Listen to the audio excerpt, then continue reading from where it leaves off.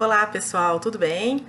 Hoje eu vim falar um pouquinho sobre um autor que faz parte de um grupo chamado de contratualistas. O nome dele é Thomas Hobbes. Então, antes de falar um pouco sobre o que o autor escreveu, é interessante sempre saber um pouco sobre o contexto, a vida, quais foram as circunstâncias históricas, porque tudo isso influencia, logicamente, no que o autor escreveu. O Hobbes é um autor inglês, né? Ele pegou uma época na Inglaterra, ali pelo século XVII, XVI, né? XVI, que é o nascimento dele, para o século XVII, que foi uma época muito complicada. A gente reconhece, logicamente, a Inglaterra por ser um país monarquista. Claro, né? A gente pensa em rainha, a gente pensa em príncipe, a gente lembra da Inglaterra e vice-versa. Acontece que na época do Hobbes houve uma mudança bastante drástica. Eu não sei se vocês já ouviram falar, né? Mas aparentemente pode parecer assim um absurdo, mas a Inglaterra já teve um período republicano.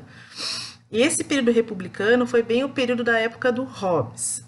E ele não gostou muito disso, ele não gostou muito dessa alteração. Tem uma revolução que, se vocês quiserem pesquisar um pouquinho mais, se chama Revolução Puritana, de 1642.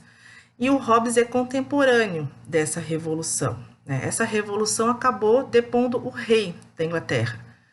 Digamos que de uma maneira não muito tranquila, né? O rei foi deposto e morto também.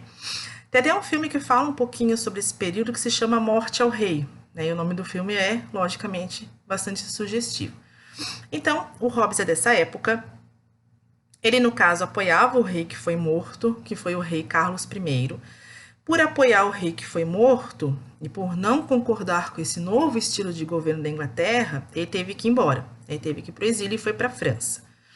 Na França, ele escreveu, ele era um autor, logicamente, que gostava muito de discutir política. Ele escreveu na França e foi na França que ele publicou, em 1651, o livro mais famoso dele, que provavelmente vocês já ouviram falar, que se chama O Leviatã.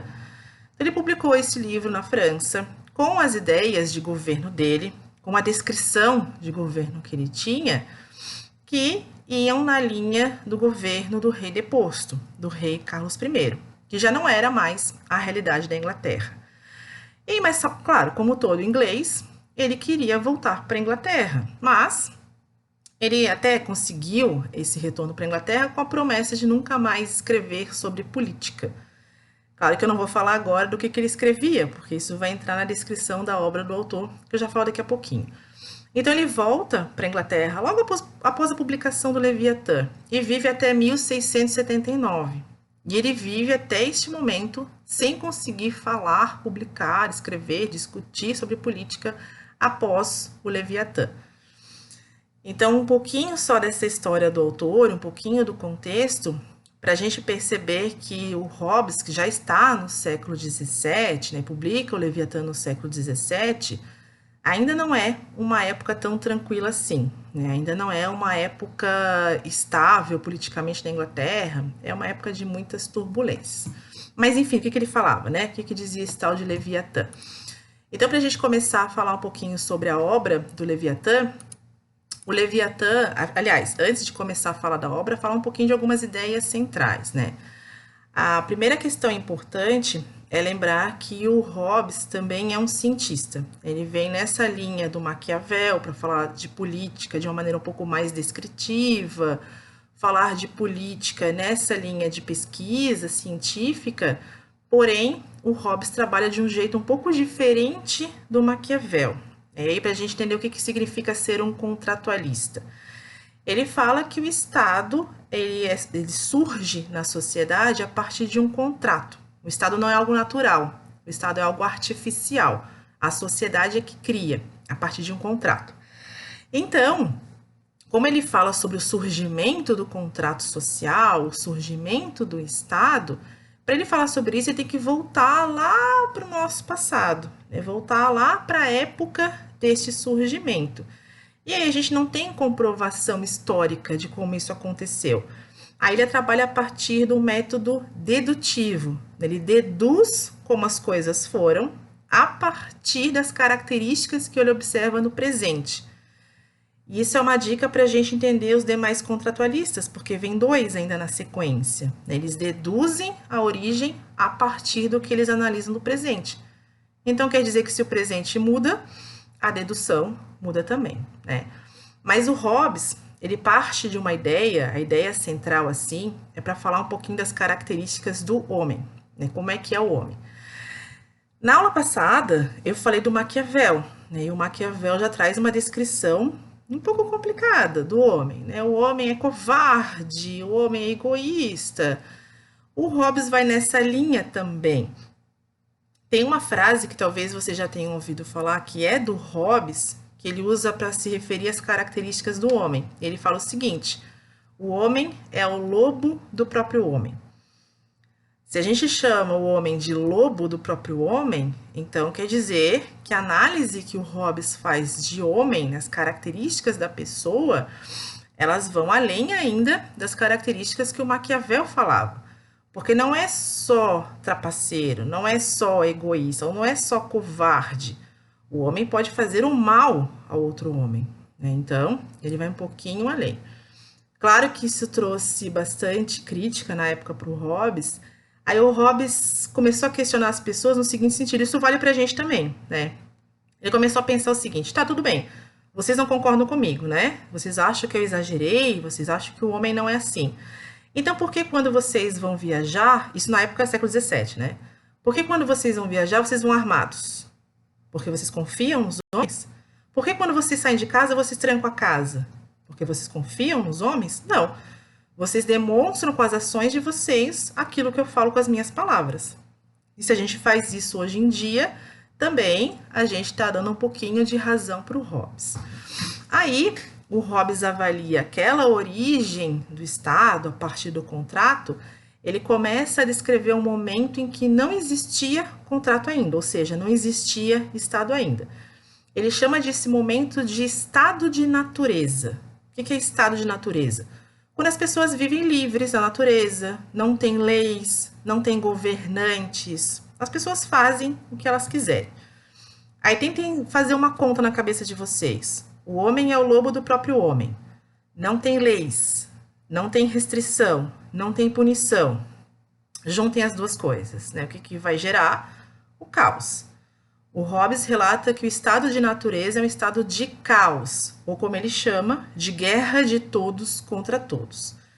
Porém, eu não acrescentei uma característica. Os homens ainda são racionais. Os homens já nessa época são racionais. Então, eles pensam, gente, a gente não consegue viver assim por muito tempo.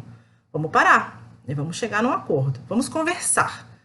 Esse momento de conversa é o momento do contrato social, né, que o Hobbes comenta que as pessoas, claro que não tem um contrato escrito, porque a gente não tem, estamos falando de uma pré-história ainda, não tem contrato escrito, mas os homens sentam e argumentam. Nós precisamos pensar num estilo de vida que seja diferente desse que a gente tem. Liberdade, como a gente tem, e igualdade, as pessoas podem querer a mesma coisa e brigar pela mesma coisa, não dá certo, né?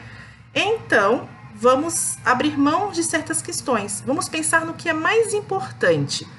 O que é mais importante? A vida. Todo mundo concorda? Todo mundo concorda. Então, precisamos pensar num Estado que proteja a vida. E pronto. E para isso, nós precisamos de um governante forte, que esteja acima das leis, que utilize as leis para nos proteger a vida. Com essa conversa, né, trocando essas palavras mais simples, com essa conversa a gente tem a instalação do contrato social. Mesmo sem escrever, as pessoas concordam com essas questões. E daí, a partir do contrato, a gente tem a criação do Estado social.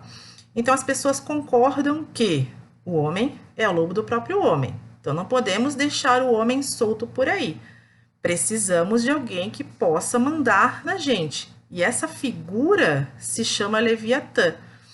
Então, o Hobbes defende um tipo de governo, aliás, defende, né, por isso que ele apoiava o Carlos I, por isso que ele fugiu para a França, porque era um tipo de governo que a Inglaterra não aceitava mais, era o que ele defendia. Mas mais importante é lembrar que esse tipo de governo, ele relata que existiu no nosso passado. Foi o primeiro tipo de governo que a gente teve, foi um governo a partir do Leviatã. Então, quem é o Leviatã? Quem foi o Leviatã?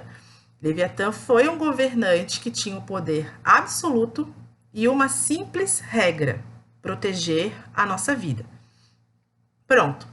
Então as pessoas saem de um caos, de um estado de guerra de todos contra todos, para um estado em que há proteção à vida, e a vida é o mais importante.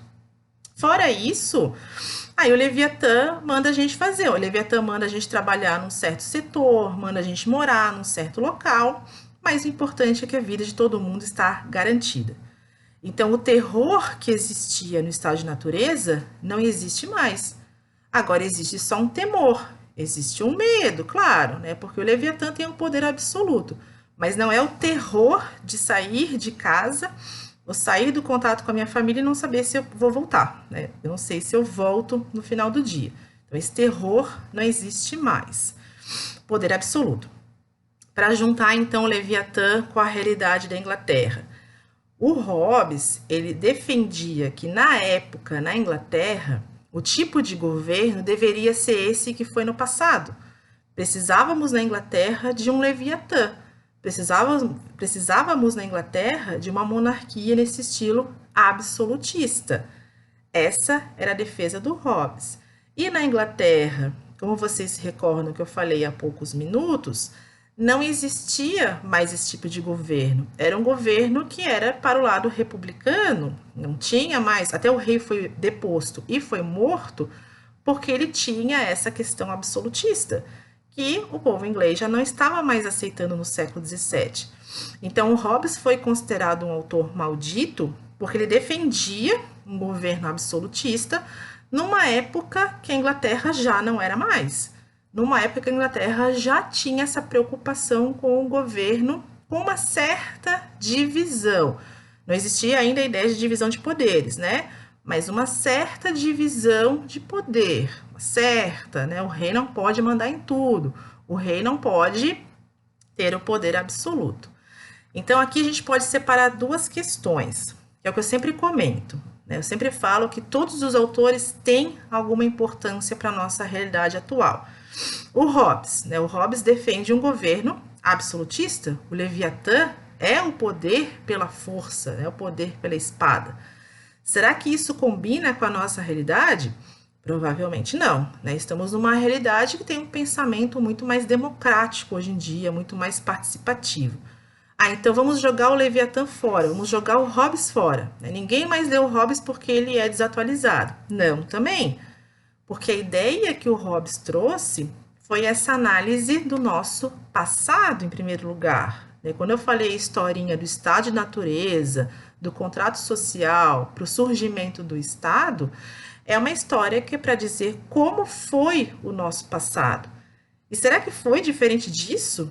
Será que lá o primeiro tipo de Estado que houve na história, ou mais exatamente, na pré-história, que é esse momento que o Hobbes fala, será que o primeiro tipo de Estado que existiu na face da Terra não teve esse caráter absolutista? Provavelmente teve. Será que não existia um estado de violência entre as pessoas lá, então? Talvez existisse. Então, a gente pode separar aqui as duas contribuições. O Hobbes, para a atualidade, talvez ele sirva só para a gente analisar ainda governos absolutistas, que agem a partir da força, né, que são governos que não combinam mais com essa filosofia de governo atual, que é mais democrática.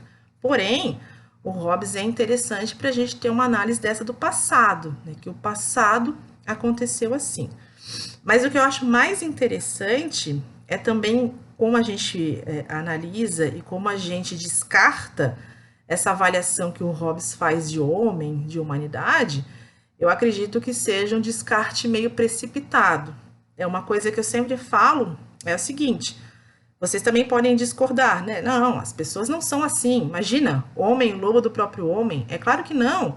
A gente vive num mundo de solidariedade, de ajuda, né? Será? Um exercício que eu faço com os alunos em sala de aula é sempre assim. Vamos imaginar o seguinte, tá? Vocês estão assistindo esse vídeo e digamos que daqui a 1 hora vocês vão ligar o noticiário E aí aparece no noticiário que, a partir deste momento, não existem mais leis no Brasil.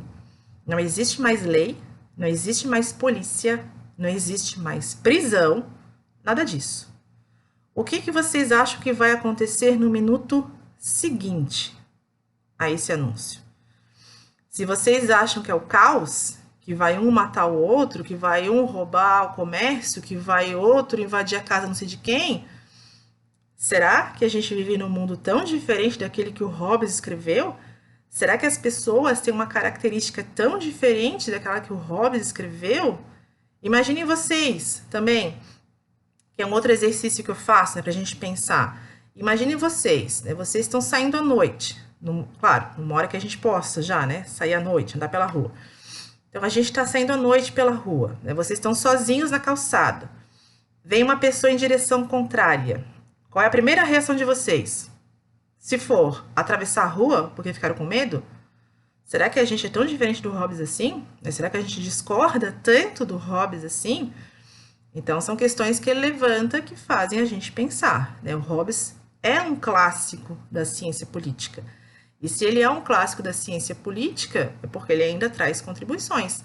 Nem que seja para a gente pensar nisso, né? Para a gente pensar quais são as características das pessoas de fato, como é que elas são de fato. Para a gente pensar nesse passado nosso, que foi um passado autoritário. Né? Será que a gente quer que se repita hoje em dia? Porque o Hobbes, por exemplo, afirma que liberdade e igualdade, especialmente as duas juntas, são prejudiciais. Porque se a gente é livre e é igual, a gente pode ser igual para desejar a mesma coisa e livre para querer conquistar. E aí pronto, deu conflito, né? Será que isso ainda não faz parte da característica das sociedades, né? E a partir disso, quais são as contribuições que o Hobbes faz para a gente pensar nesse momento atual da nossa sociedade? Será que a gente quer ter um Leviatã, né? Será que Leviatã é a solução? Então, são várias questões que o Hobbes nos traz que são questões interessantes para a gente refletir, né? O Hobbes, por exemplo, ele defende um tipo de governo que a gente hoje reconhece como uma monarquia absolutista. Cabe isso no mundo atual? Não, a gente está já num momento posterior, que é o momento constitucional. Mesmo assim, eu sempre falo que a gente não pode descartar o autor de todo, né? Então, o que eu gostaria de ressaltar de importância do Hobbes é especialmente essa primeira análise que ele fez lá do nosso passado. E a análise do nosso passado serve para refletir sobre o nosso futuro, né? Então, o Hobbes é um autor muito interessante para ler, sim. O livro mais importante dele é O Leviatã, que, aliás, a própria história do termo Leviatã é interessante, né? Porque ele tira esse termo de um monstro bíblico. O que será que ele queria dizer com isso? Né? Chamar o governante de Leviatã. E lembrando que Leviatã é um cargo, né? Não é uma pessoa em especial, é um cargo. A pessoa, ela governa a partir dessa questão do Leviatã, mas independente de quem seja ela, né? Então, será que essas questões todas não são interessantes para refletirmos a partir delas o nosso presente? Sim, sim. Então, eu recomendo sim a leitura do Leviatã. O Leviatã é uma obra interessante, porém, precisamos sempre analisar os autores de maneira crítica, né? Estamos falando de um autor aqui que é também bastante polêmico. Então, é isso, pessoal. Só algumas dicas para vocês sobre o Hobbes, em especial sobre o Leviatã. E daqui a pouquinho eu trago mais informações sobre os próximos contratualistas também, tá? Então, aguardem que daqui a pouquinho já vem mais informação. Tchau!